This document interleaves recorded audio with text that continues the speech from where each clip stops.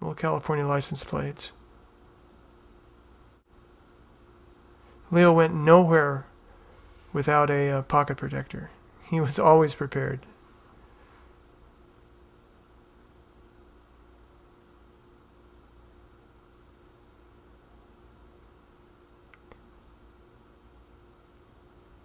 And they're not trying to get close up to the feet, they're trying to get close up to the pedals there.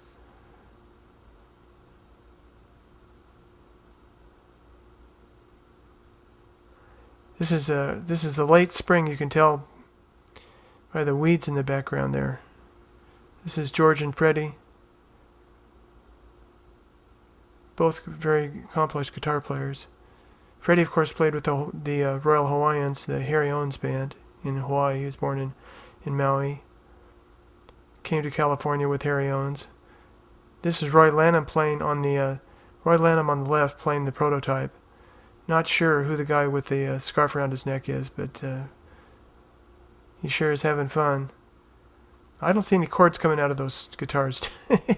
Looks to me like they're not plugged in, but the hang tag. Aha, and this is Leo's only recreation right here, this boat. This is a Chris Craft. I think he docked it down at Newport Beach. Interesting fact is that Don Randall and Leo Fender were partners for over 20 years.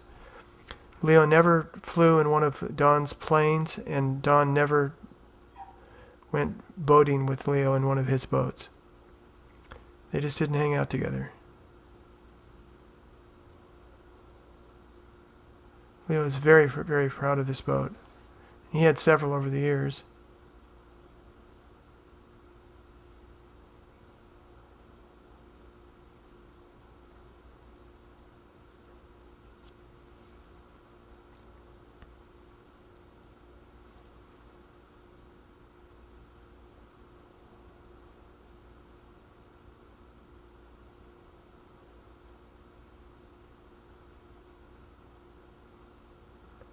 Leo at the helm. Pocket protector in place. Heading out. They used to take these weekend trips to Catalina. That was a fun weekend for them. Go out to Avalon, and I don't know if they'd stay overnight or not, if they'd just go out there for the day. It takes an hour and a half, 2 hours to get out there this way.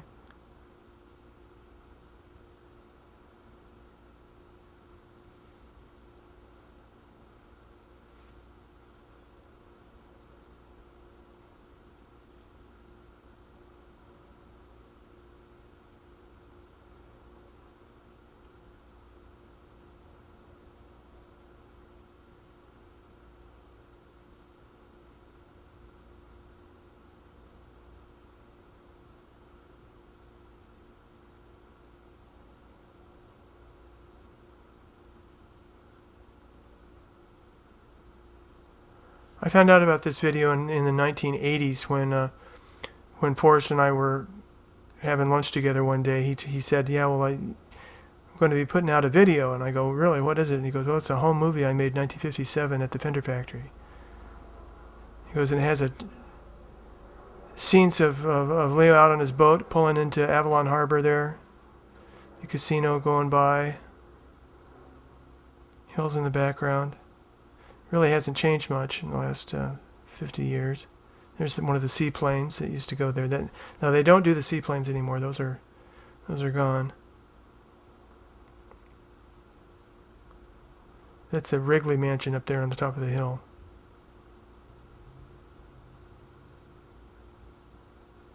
New shirt, new pocket protector, all ready to go. Leo really was an excellent photographer.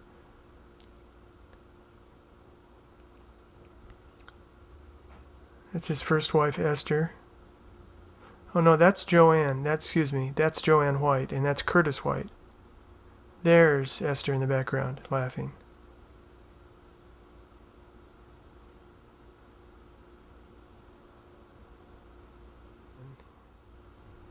This is Forrest. visiting. I'm not sure who he's with here in this picture. This is Speedy West on the left, and Roy Lanham and Jerry Byrd goofing it, being goofy, I guess is the best way to describe this. They're at one of the NAMM shows, or one of the trade shows back east. I think it's probably the NAMM show at the Palmer House. I'm not absolutely sure about that. There's no way to really to know. Roy Lanham and Speedy, of course, were endorsing Fender, and Jerry Byrd was endorsing Rickenbacker at the time. And these guys just palled around, boy. They had a lot of fun. You can see they're at the Fender booth here, the Fender instruments in the background. This is the famous Lucite Stratocaster that did, in fact, resurface in the 1980s, I think, with different hardware. I'm not sure about that. But you can see that the stand that it's on is lit. They went to great lengths to make this guitar out of Lucite, so you could see exactly what was going on inside. The Fender booth, the very cool curtain in the background. Custom color Strat there, Music Master, a couple of Music Masters. All the Tweed amps.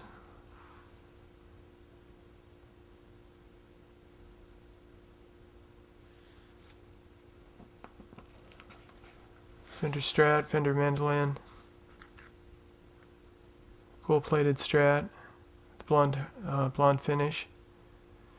Otherwise known as the Mary Kay model, kind of informally. Here we have Fred McCord on the right, Don Randall on the far left there playing some chords. He never let on that he played guitar, but he looks like he's doing fine. Got a couple of the salesmen playing with him. You've got Don Patton and Bob Dayton. I'm pretty sure it's Dayton playing the bass around the corner. They're going to show him here in a second. Notice the gray chords coming out of the guitars. There we go, playing a precision bass. That very likely is a prototype for the revised Precision 57. Very likely the prototype. You see the vibes in the background? Leo told me that once that he was going to make a set of electric vibes for Lionel Hampton. I don't know if that ever happened or not.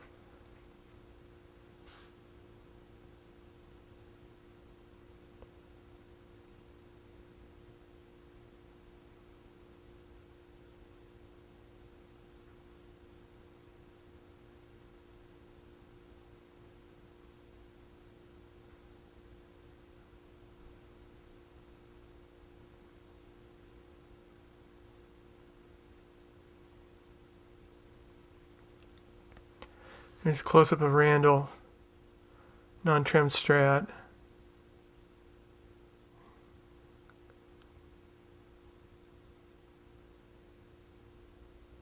I think that's the thing that's amazing is how much fun these guys were having. The entire time they're working, but they're having a lot of fun doing it. I think that was one of the keys to success there. This is a Rickenbacker booth. Forrest was pretty friendly with all the other manufacturers.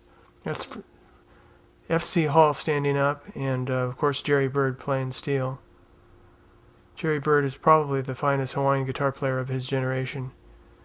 And Rickenbacker, he played a Rickenbacker from the very beginning, back in the 30s. He had an old pre-war Bakelite model. He's one of the Rickenbacker salesmen.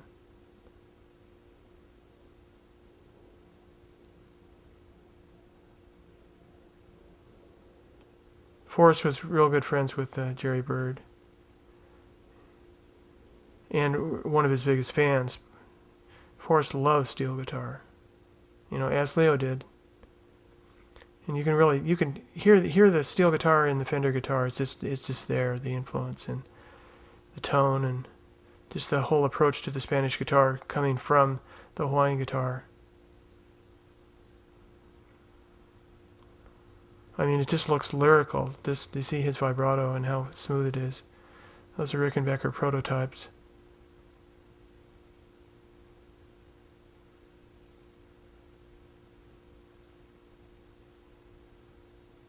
It's really one of the unfortunate things in the Fender story, of course, is how F.C. Hall and Leo kind of falling out about things. And you can see the F.C. just kept plowing away. He never gave up. This is Barney Kessel, the K guitar, the K Kessel model.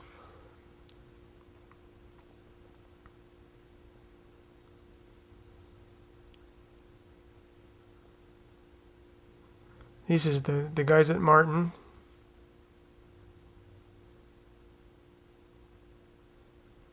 D28 there. Beautiful guitar.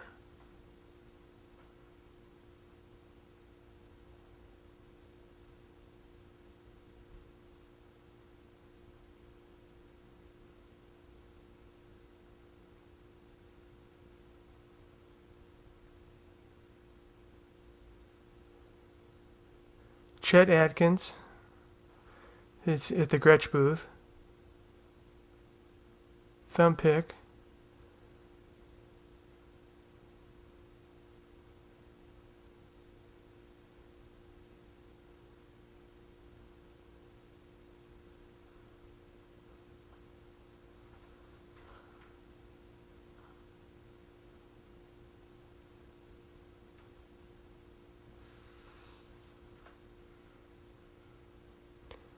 I think that's a white falcon hanging up in the background, isn't it? Single cutaway white falcon.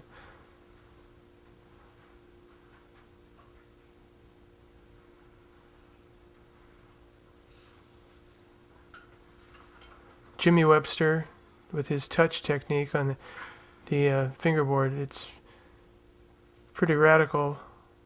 I was down at the museum, Fullerton Museum this afternoon, and there's a 14-year-old kid working on doing all the Eddie Van Halen stuff. And little did he know, little did guitar players know that this technique was perfected in the 50s. Of course, not used exactly the same way, but you can tell right there that he was a master of it.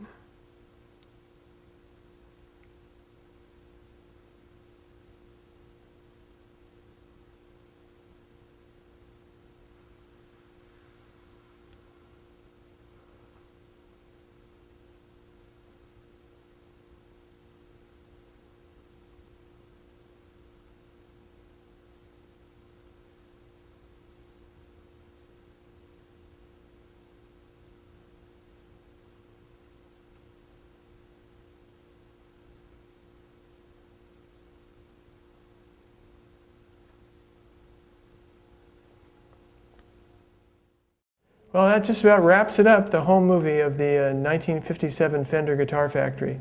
I hope everybody enjoyed it. I think it's a really an important document, and I hope that we all learned something about how they made Fender guitars in the old days.